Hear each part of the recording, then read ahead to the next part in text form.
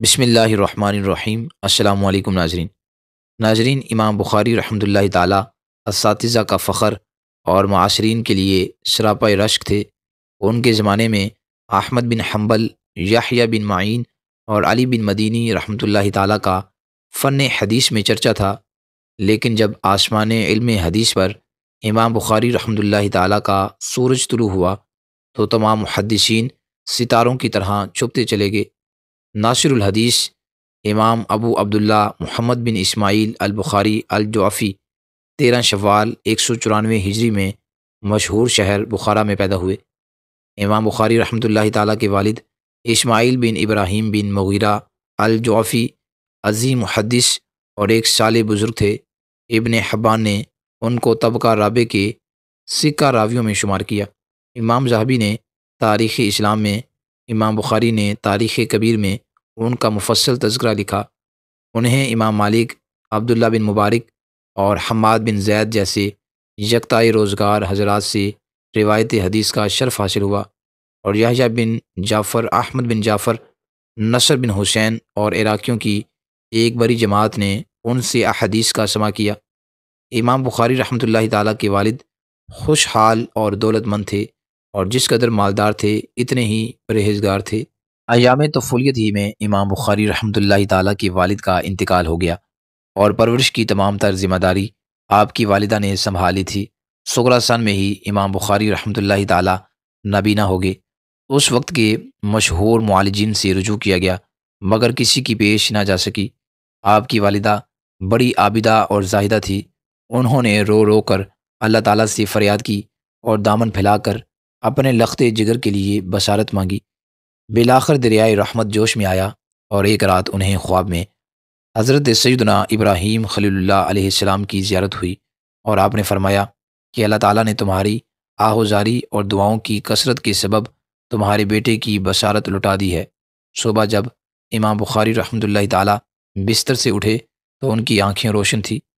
ابتدائی اور ضروری تعلیم حاصل کرنے کے بعد جب امام بخاری رحمۃ اللہ تعالیٰ کی عمر 10 سال کو پہنچی تو اللہ رب العزت نے ان کے دل میں علم حدیث کی تحصیل کا شوق پیدا کیا، اور آپ نے بخارا کے درس حدیث میں داخلہ لے لیا۔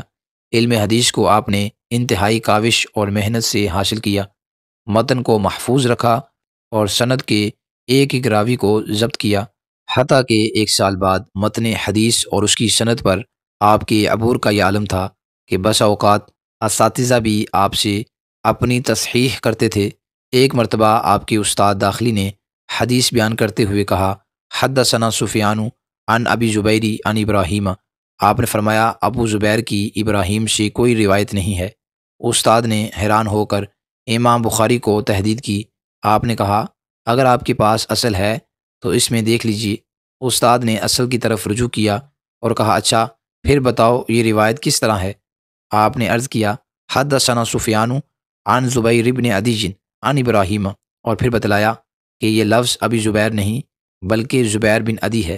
استاد حیران رہ گئے، اور انہوں نے بڑی مجلس میں امام بخاری کو تحسین کی۔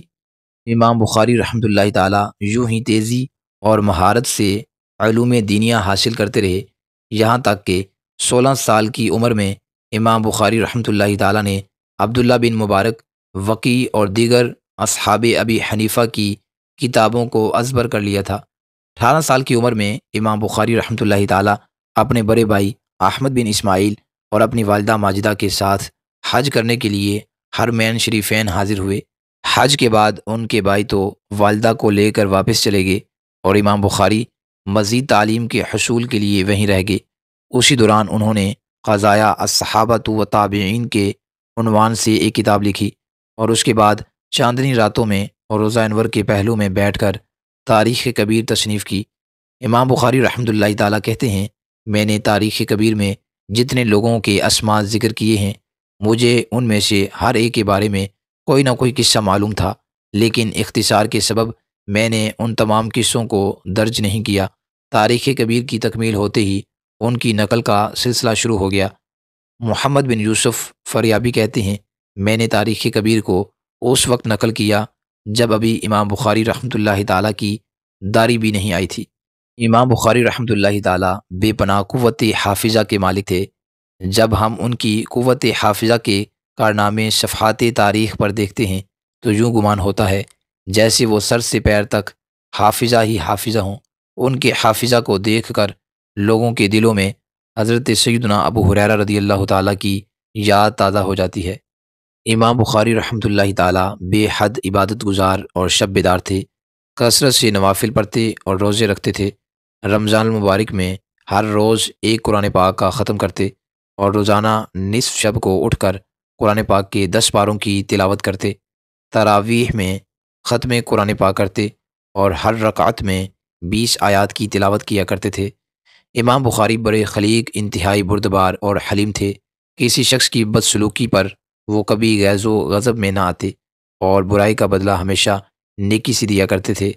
کسی شخص کی اصلاح مقصود ہوتی تو اسے برسر مجلس کبھی ملامت نہ کرتے، ہر شخص کی عزت نفس کا خیال رکھتے اور کبھی کسی شخص کو شرمندہ نہ ہونے دیتے۔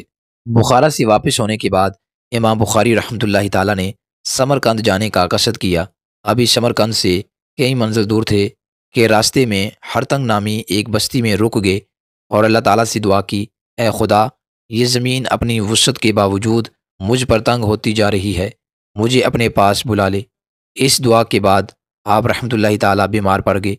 اسی اثناء میں اہل سمرقند نے بلانے کے لیے آپ کے پاس قاصد بھیجا۔